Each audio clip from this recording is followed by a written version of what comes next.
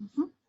Buenos días, mi nombre es Evelyn Moreno García, soy psicóloga clínica y de la salud con segunda especialidad en neuropsicología y la formación en psicoterapia cognitivo-conductual. El tema de hoy es básicamente el cuidado de la salud mental en la población general en el contexto de COVID-19.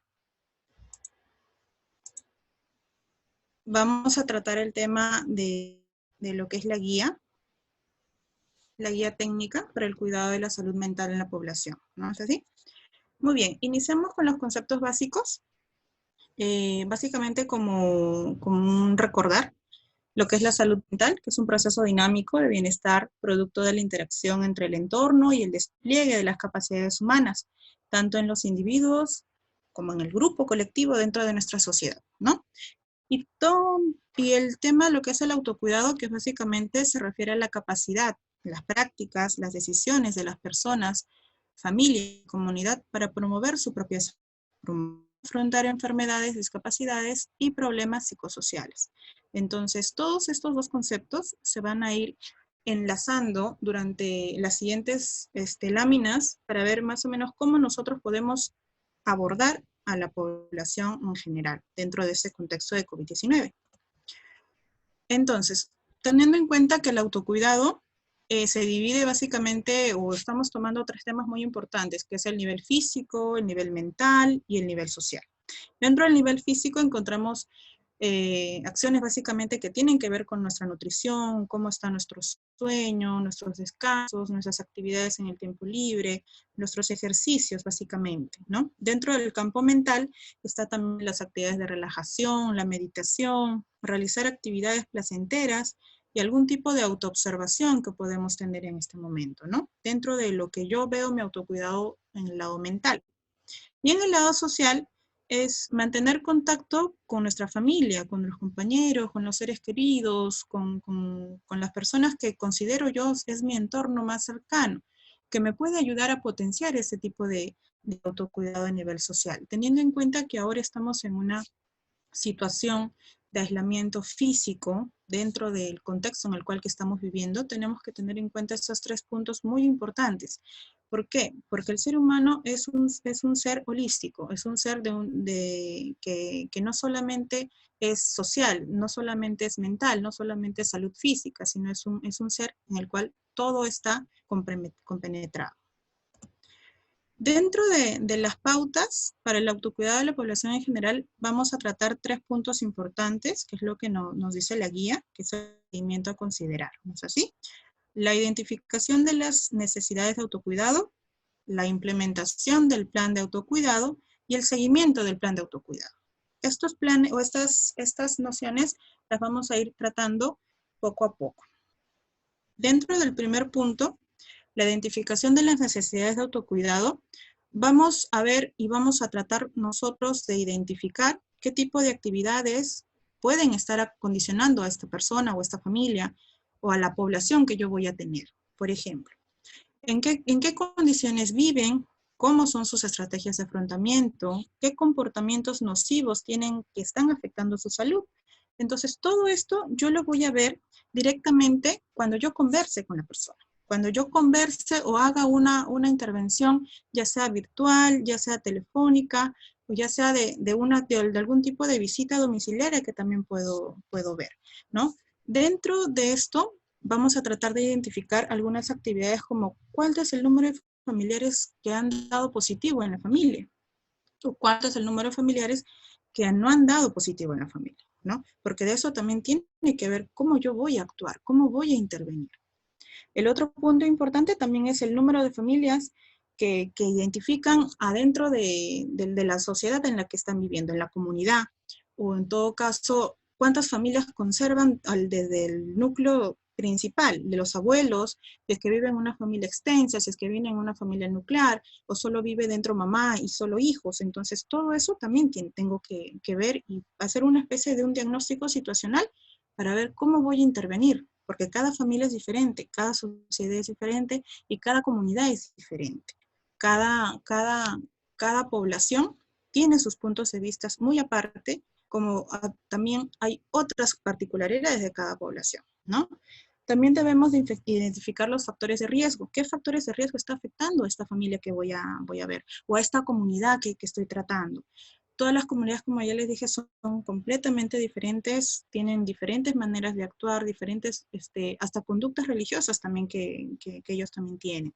Entonces, ¿cómo voy a tratar de identificar estos factores de riesgo? ¿Cuáles son los soportes que ellos pueden tener en ese momento? También podemos identificar los factores protectores. Cómo la familia está tratando de sobrellevar esta situación y de qué manera puedo potenciar esos factores protectores, ¿no? ¿Qué comportamientos nocivos hay en esta familia? Por ejemplo, hay muchos casos en los que hay grupos que tienen conductas de riesgo o algún tipo de problema mental que ya es un punto aparte para tratarlo. Entonces, tengo que ver básicamente cómo yo puedo ayudar a esta comunidad o a esta población, dependiendo de cómo voy a tratar un punto base, ¿no? Y eso es lo que tenemos que ver. Identificar qué redes de apoyos hay, identificar qué redes en la comunidad se encuentra o si es que hay algún agente comunitario que nos puede ayudar dentro de todo esto. Porque si nos tenemos en cuenta es que la comunidad, la familia, la persona no está sola, vive en un ambiente social que tiene muchas herramientas en las cuales tenemos que buscar, potenciar y actuar. Algún tipo también de enfermedades crónicas que puedan tener, personas que tengan algún tipo de diabetes, algún tipo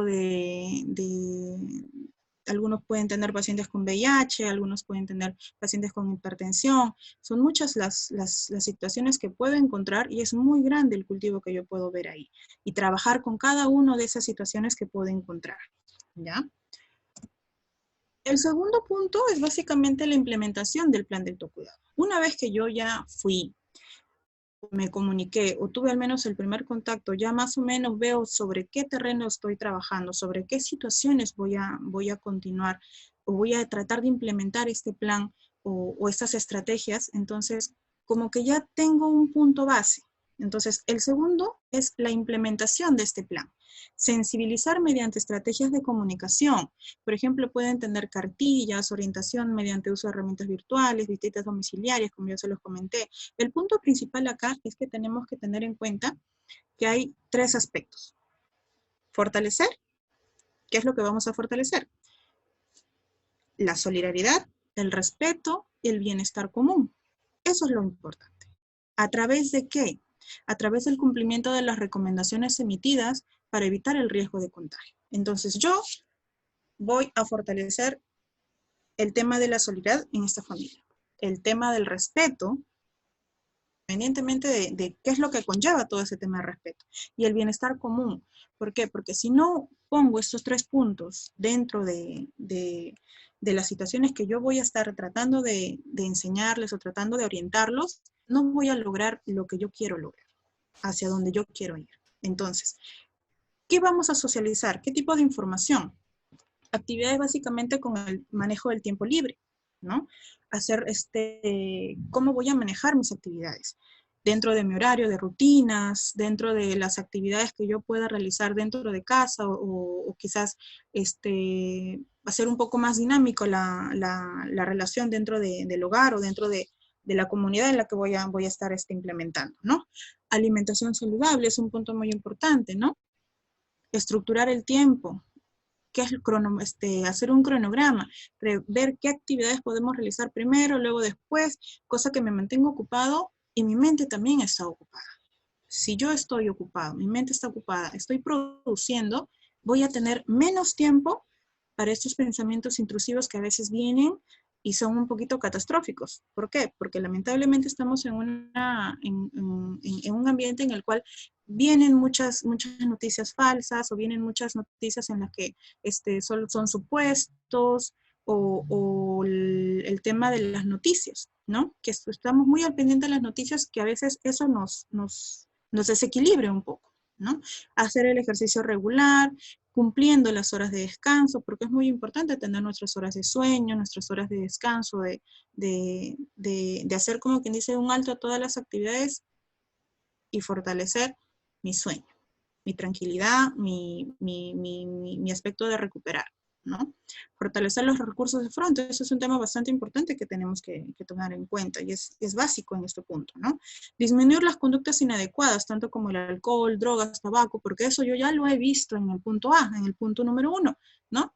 ¿Por qué? Porque de acuerdo a eso voy a seguir tratando la implementación de este segundo plan, de este plan. Entonces, cuando ya estamos en el segundo paso, tenemos que aplicar ese tipo de cosas y de herramientas o de recursos que podemos tener, porque eso es básicamente lo que va a generar en la población, en las personas, que todo esto continúe, ¿ya?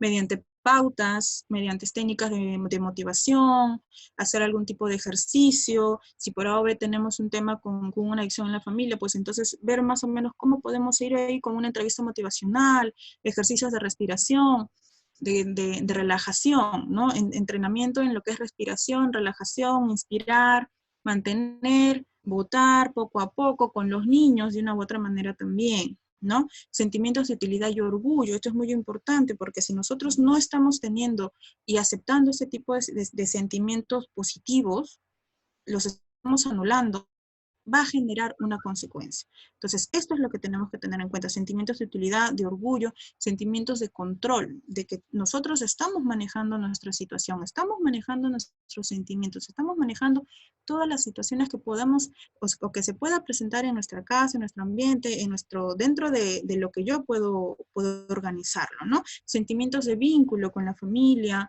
con nosotros mismos, encontrarme conmigo misma en este tiempo, ver más o menos cómo yo puedo mejorar, ¿no? Sentimientos de pertenencia, entre otro tipo de actividades. Entonces, acá hay un tema bastante importante, las emociones positivas. Entonces, si yo aumento esas emociones positivas, estoy en sincronía conmigo mismo y obviamente, si yo aumento estas posiciones positivas, van a bajar los síntomas de posibles problemas de salud mental. ¿Por qué? Porque esto es un factor protector que me va a ayudar a mejorar muchas situaciones, me va a ayudar a mejorar y a fortalecerme a mí misma y a confrontar o enfrentar muchas situaciones difíciles. Entonces, esto es un punto importante. Aumentamos las emociones positivas, los pensamientos positivos, disminuimos los síntomas de posibles problemas de salud mental que se puedan presentar. ¿Y qué es lo que mejoro? Mejoro el funcionamiento, la resistencia y la satisfacción. ¿Con qué? Con la vida, con mi sentido de vida o con lo que yo más o menos creo que puedo estar mejorando, ¿no?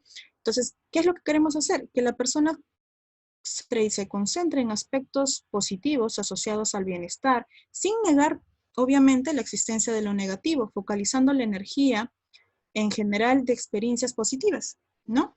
También tenemos que mantener una actitud empática ante las dificultades y frustración asociada que pueda tener este foco de atención, ¿no? No olvidar lo negativo que puede haber tenido la persona o el tema, pero más enfocarnos en lo positivo, porque eso es de vital importancia y algo que nos puede ayudar bastante, ¿ya?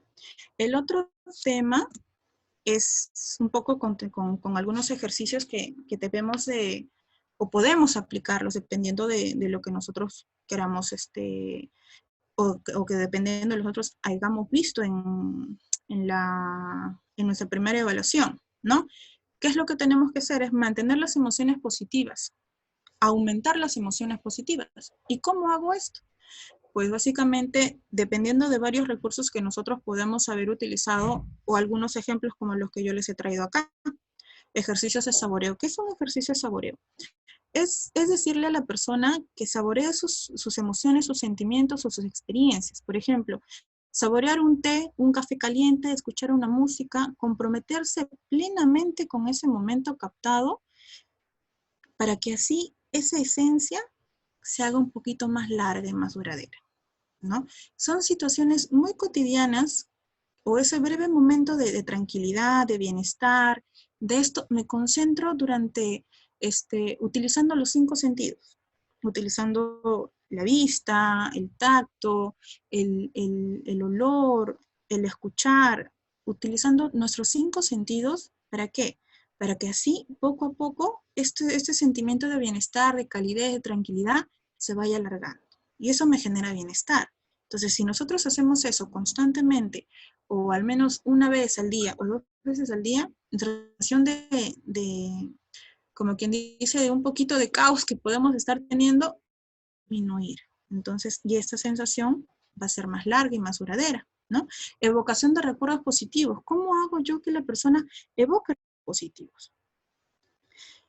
Puedo hacer un ejemplo, por ejemplo, que vea fotos, pero no todas las fotos, ¿no? Sino que seleccione fotos que le dé a esta persona una sensación de orgullo, de bienestar, de superación. Algunos recuerdos que él haya tenido, que los ponga en una foto o que tenga las fotos y las seleccione, y eso nos va a ayudar mucho. ¿Para qué? Para aumentar también estas emociones positivas, ¿no? Identificar tu mejor yo. ¿Cómo identifico mi mejor yo? Por ejemplo, cuando vemos, o mejor dicho, cuando tenemos en nuestros recuerdos o buscamos en nuestros recuerdos alguna sensación o un recuerdo que nos haya llevado a enorgullecerme, a estar bien, a sentirme muy, muy, muy autónomo, mucho mejor. Entonces, esa evocación, ese recuerdo, esa parte de ti que identificaste es lo que tienes que mejorar, es lo que tienes que identificar y lo que tienes que potenciar. Entonces, si tú fuiste así en un determinado momento, ¿por qué ahora no? Si sigues siendo tú. Entonces, eso es lo que tenemos que mejorar. Eso es lo que tenemos que continuar buscando y alargando durante el tiempo. ¿Para qué? Para que así la persona se va a sentir muchísimo mejor, ¿no? ¿Cómo aumentamos las emociones positivas? De igual manera, continuando los ejercicios, atendiendo a experiencias positivas. Muchas experiencias que podamos haber tenido, pero solamente pongo las experiencias positivas. Por ejemplo, a lo largo del día me han pasado muchas cosas. Independientemente que lo que pueda haber sido bueno o malo, pero siempre tratando de ver el ambiente o la situación o la experiencia positiva que le puedo sacar a una determinada situación. Y esto todos los días, ¿no? Comunicarse, de pedirle a la persona o mi población que se comunique directamente con otras personas, que se comunique con sus familiares, que se comunique con las demás redes de apoyo de la comunidad en la que él está viviendo, ¿no? Cultivar un sentimiento de gratitud, significado y valor positivo, visualización positiva. ¿Qué me voy básicamente? ¿Cómo yo voy a identificarme de acá a unos 5 años? ¿Cómo voy a estar? ¿Cómo voy a poniendo básicamente lo positivo, no lo realista, ¿no? Sino cómo yo puedo hacer que esta situación vaya a lo positivo. ¿Para qué?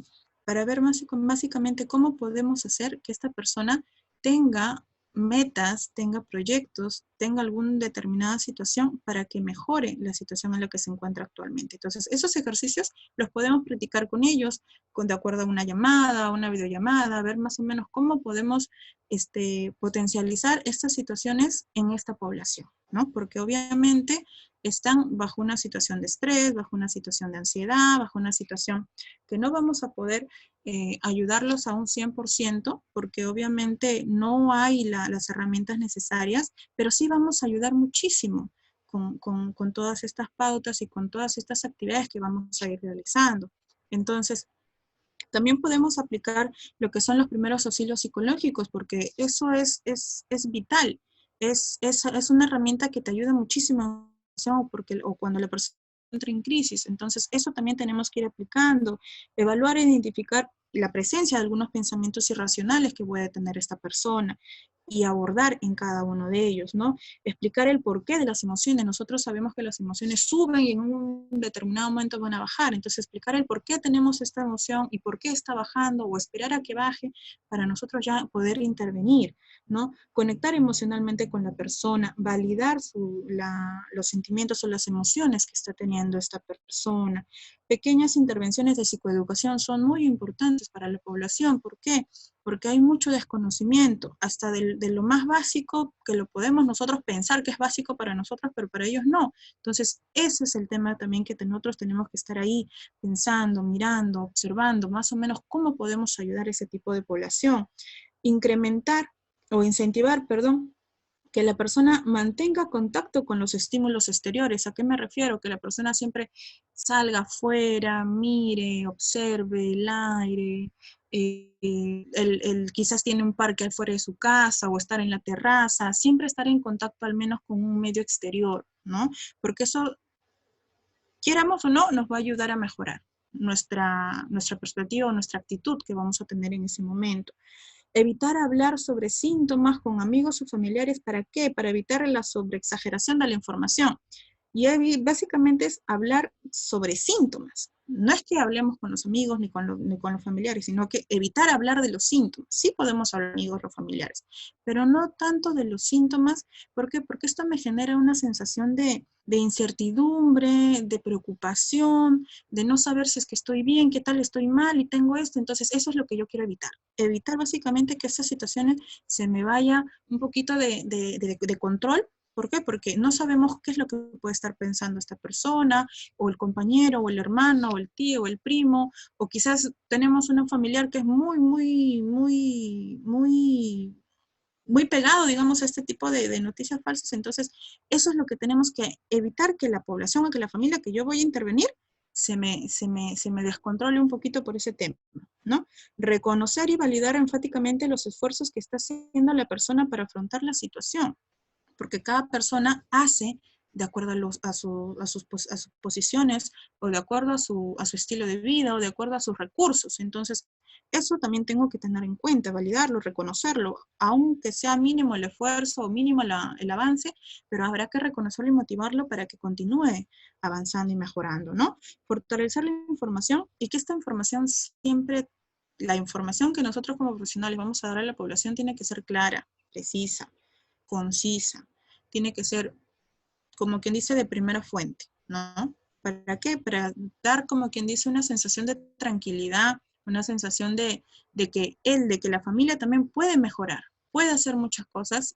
y puede actuar ellos como un actor de cambio también, como un actor motivador, no solamente como un ente de que necesita mejorar, no, sino que ellos pueden hacer un ente de cambio, un factor de cambio para su propia comunidad, y las demás familias o la comunidad también que está al costado o que viven dentro de la comunidad va a ver. Entonces, esto es lo que yo supuestamente, o mejor dicho, necesito que la familia o que la comunidad a la que voy a intervenir sienta, que sea un agente de cambio, ¿no? Y luego, básicamente, vendría el punto final, ¿no? Que vendría a ser el seguimiento o el plan de autocuidado. Con respecto a esta parte, es muy importante. ¿Por qué? Porque voy a ¿evaluar qué? Mi proceso, mi avance y mi resultado. ¿Para qué? De acuerdo a cómo yo he ido viendo, implementando este plan, viendo las actividades, qué me ha funcionado, qué no me ha funcionado, cómo es los resultados, un resultado positivo, negativo, más o menos, hay que mejorar. Entonces, todo eso, ¿para qué? Para modificar, ajustar, introducir algunos aspectos que yo considere pertinente. Entonces, es importante también esta parte de aquí, porque me va a ayudar a mejorar. ¿Cómo puedo optimizar mis resultados con respecto a esta intervención que realizo? ¿O cómo yo puedo realizar o mejorar este tipo de intervención? Entonces, creo que esta parte de aquí como que no va, entonces yo voy a mejorarla o voy a cambiarla, voy a tratar de buscar otra óptica para obtener el mismo resultado. Entonces, esto es fundamental. ¿Para qué? Porque esto lo vamos a continuar aplicando, adaptando, porque nunca, como sabemos, nunca nada es estable. Todo está en proceso de cambio, todo está en proceso de mejora, y siempre es bueno hacer, como quien dice, una evaluación, básicamente, ¿no? Esto es básicamente lo que nos comenta la guía, esta guía técnica del cuidado en la salud mental con la población afectada, familia y la comunidad, ¿no? Entonces, esto es importante realizarlo para ver cómo nosotros podemos mejorar nuestro programa de intervención, o cómo podemos tener unas pequeñas pautas y unas pequeñas luces para continuar, porque es un trabajo bastante arduo, bastante bonito y muy, muy, muy, muy, muy amplio. Nos va a dar muchos buenos resultados, y esa sensación o ese deseo o esa palabra de gracias que te dice la persona, aunque sea por teléfono o una videollamada, es mucho. Y eso es lo que te lleva y te conlleva a continuar trabajando, porque quien quiere esto lo va a tener muy buenos resultados. Y siempre es así, ¿no? Creo que eso sería básicamente todo conmigo. Espero que les haya gustado. Muchas gracias.